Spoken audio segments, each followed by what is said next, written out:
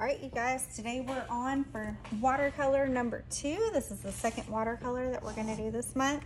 I just wanted you to see how I made these. All I did was print a photo of an outline of Arkansas, cut it out, and then I laid it in the middle of your watercolor paper, and I traced it. Okay, and that's it. That's all I did. All right, so what we're gonna do this week, last week we used a relatively dry brush technique because we didn't want our colors to mix. This time we're gonna do a wet into wet. So I'm gonna take a fairly large paintbrush and I'm just gonna get the area where I'm gonna paint wet. We're gonna pre-soak this area. So you just wanna paint water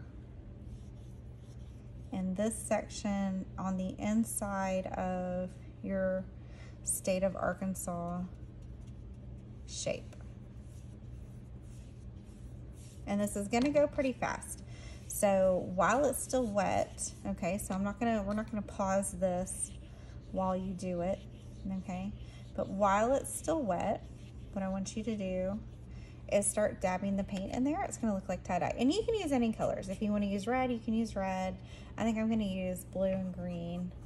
And your colors will be more vibrant than mine even, probably. But plenty of water in this one. So if it's not spreading out like you want it to, then get some more water and you can dab or whatever. And the water will stay within the border as long as you keep your water in the border, like painting with it, right? I'm gonna do some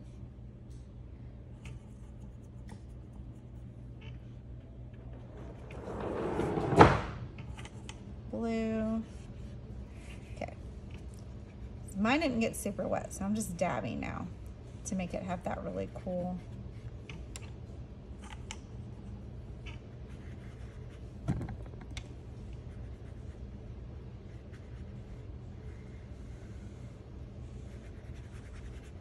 blending look.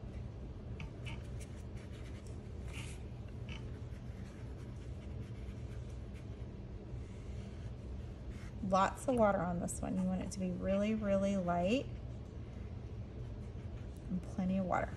Okay, so here is my state of Arkansas filled in. If you get enough water on there, what can happen is you can take a color, like let's say this purple. I haven't used purple yet, and it should spread out. I don't know if it's just my paper or what, that it's not working as well as it usually does on.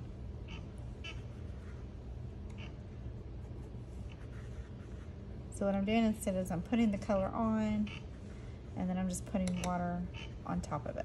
Okay, so I've got blue, green, and purple. Now what I'm gonna do is I'm gonna load my brush. Once you're done with that, you're gonna load your brush, and right here on the edge, you're gonna put some extra color, okay? And then you're gonna take your straw and you're gonna blow. You have to blow in the direction you want the watercolor to go. So if I'm blowing straight down, I have no control over it. Okay, if I blow with my straw pointing this direction, that's where my paint's gonna go. So I'm gonna blow this direction for this corner.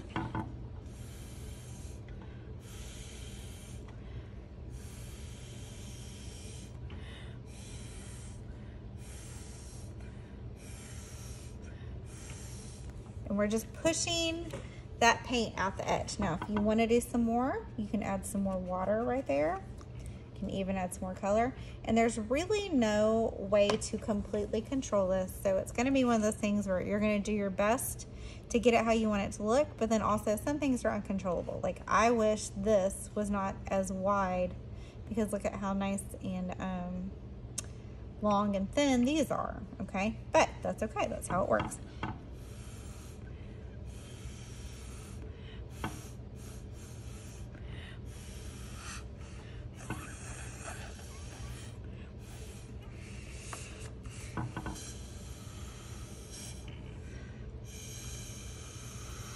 Okay, so right here you can see I'm not getting very much, right? So I'm gonna have to come in with some more paint, some more water, and some more color, and I'm doing it again.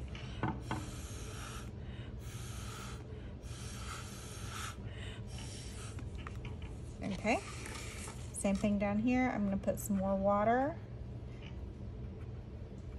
and maybe even some more color And then I'm going to do it again.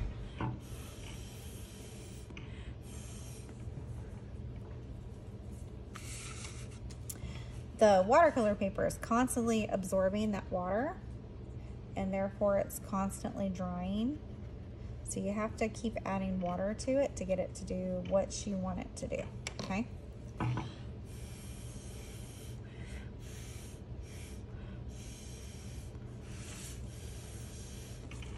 I like, especially for the corners, to have a lot, so I'm trying to get some more in this corner.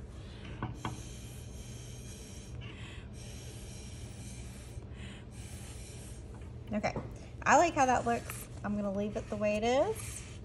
And then there's your State of Arkansas watercolor project. These would look really cool in a picture frame. These you're gonna wanna leave in the drying rack to let them dry. Although actually I would say, because they're so watery, we probably wanna leave them on a table flat first, and then maybe we can put them in a drying rack later, okay? All right, I hope you had fun with this one. It should be a fun one, and learn something a little bit different about a different watercolor technique.